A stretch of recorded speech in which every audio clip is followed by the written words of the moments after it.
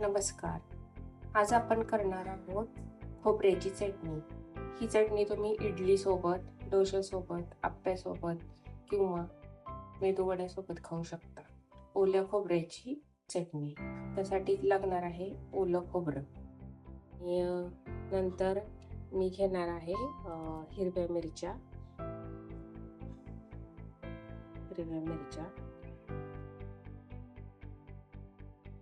तर टाकणार आहोत कढीपत्ता.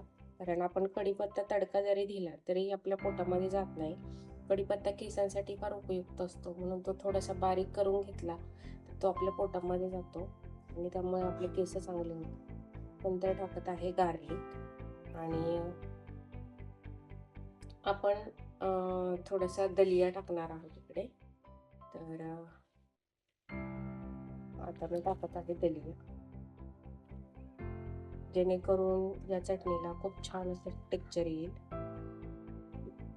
आणि चटणी अशी बारीक होते, एकसंध होते, अशी रवाळ राहत नाही.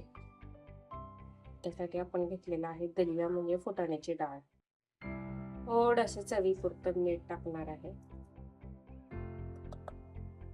आणि आवडत असेल तुम्हाला तर चवीपुरती साखर टाकायची. थोडं पाणी काढून हे वाटण आपण बारीक करून घेणार आहे. तर मी इथे साखर टाकते, आम्हाला आवडते तर थोडीशी जास्त साखर टाकते. जास्त पण प्रमाणात जर झाली तर ती चांगली लागू शकत नाही. तुम्हाला जेवढी वाटते तेवढी तुम्ही साखर टाकू शकता.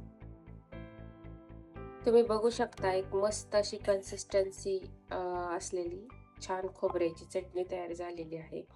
आता याला आपण आहे ना नारियल तेलमध्ये फोडणी देणार आहोत.